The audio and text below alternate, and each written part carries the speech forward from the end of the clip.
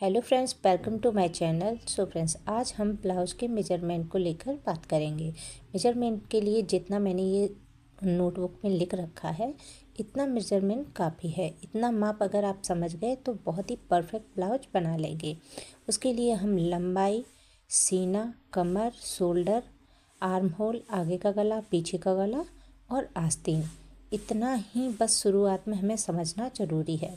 बाकी फिर जो भी चीज़ें होती हैं, जितना डीप लेना है, उतना शोल्डर कम करना है, वो चीज़ें हम बाद में समझेंगे।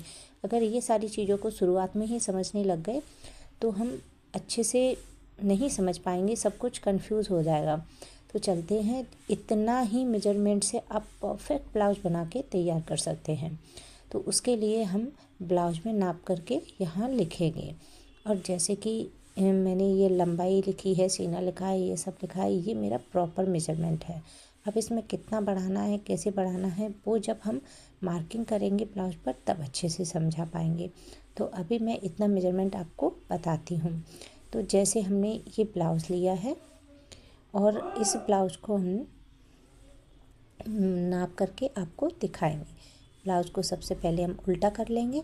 उल्टा करने के बाद जो हमारी बैक साइड पर प्लीट होती है और शोल्डर से लेके उस प्लीट तक हम लेंथ नापेंगे। ब्लाउज की लंबाई नापेंगे तो हमें 13.5 तैयारी चाहिए। और हम अस्तर वाला ब्लाउज बनाएंगे तो उसके लिए क्या करेंगे, हम 1 इंच बढ़ा करके लेंगे। अब हम चेस्ट नापेंगे, यानी कि ब्लाउज की चौड़ाई। तो जो हमारी हुक वाली साइड होती है ना, तो वहाँ से अपने आर्म होल की जॉइंट तक हम अपना सीना नाप लेंगे। चेस्ट, सीना या चौड़ाई जो भी आप समझते हो। और नीचे कमर की जगह पर हम रख कर नाप लेंगे कमर को। और ये हमारा प्रॉपर मेजरमेंट है जो भी है। और अब हम अपने आर्म होल को नापेंगे। तो आर्म होल सभी ब्लाउज़ों का अलग अलग होता है, हर एक मेजरमेंट का। तो उसके लिए हम सबसे पहले ऐसे सीधा रख के नाप के देख लेंगे, यहाँ से 5.5 आ रहा है, और घुमा करके देख लेंगे। तो इतना निशान लगाने के बाद हम जब ब्लाउज पर टक लगाएंगे ना, मार्किंग करेंगे, तब हम नाप करके देख लेंगे। और अब हम मेज़र करेंगे आस्तीन को, आगे पीछे के गले को। तो उसके लिए हम क्या करेंगे कि पहले सीधा करेंगे ब्लाउज और हुक लगाएंगे ब्लाउज के, और फिर बिल्कुल प्रॉपर सीधा करके हम ब्लाउज रख लेंगे। और शोल्डर से लेके बिल्कुल बीचों बीच में इंची टेप रख के देखेंगे, ये 7 है। तो अगर हम सीधा नापेंगे तो ब्लाउज का गला कम आएगा, और ऐसे नापेंगे तो इतना नपाना लेने के बाद जब ऊपर और नीचे की सिलाई में चला जाएगा तो उसके बाद हमारा 6 इंच का गला बच जाएगा, जितना कि ये गला है।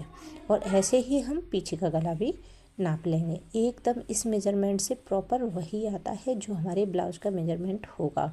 और इस तरीके से हम ब्लाउज की लंबाई और चौड़ाई नाप लेंगे। सारी चीज़ों को नापते समय हम साथ ही साथ मार्किंग भी करते जाएंगे, मतलब नापते जाएंगे और साथ ही साथ नोट करते जाएंगे अपनी नोटबुक में, ताकि हमें सारी चीज़ें अच्छे से समझ में रहें। और रही बात शोल्डर की, तो मैं आपको सजेस्ट करूँगी कि जब भी आप शोल्डर का नपाना लें तो प्रॉपर कभी ना लें। अगर हम प्रॉपर लेंगे तो वो हमेशा फैलता ही है। अगर आप डीप नेक बना रहे हैं तो उसके लिए 5 5.5 से ज़्यादा नहीं लें। अगर ओवरवेट है तो कह सकते हैं कि थोड़ा बहुत उस हिसाब से लेंगे। जब हम बनाते जाएंगे ब्लाउज़ को तो आगे हमें समझ में आ जाएगा। और अब हम अपनी लेंथ में 1 इंच बढ़ा देंगे, और सीना में यानी चौड़ाई में हम 1.5 या 2 इंच बढ़ा देंगे। 2 से 2.5 इंच अपनी गुंजाइश के हिसाब से बढ़ा सकते हैं। और कमर में भी हम प्रॉपर बढ़ाएंगे जो हमने चेस्ट में बढ़ाया है। और बाकी की हमें कहीं पर भी नहीं ज़्यादा बढ़ाना है, बस आस्तीन में हमें बढ़ाना है। जो चेस्ट का मेजरमेंट है वही हमें आस्तीन का भी लेना है। तो वो हम काटते वक्त समझेंगे।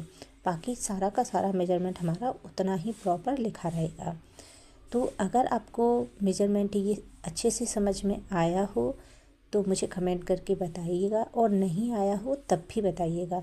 तो जो भी आपका डाउट होगा मैं क्लियर करने की कोशिश करूँगी। आगे और भी ब्लाउज़ों के मेज़रमेंट लूँगी तो आपको अच्छे से समझाऊँगी। और आर्म होल का जो चार्ट होता है, जो चेस्ट के हिसाब से हम अलग अलग लेते हैं, वो भी आपके साथ शेयर करूँगी। Thanks for watching.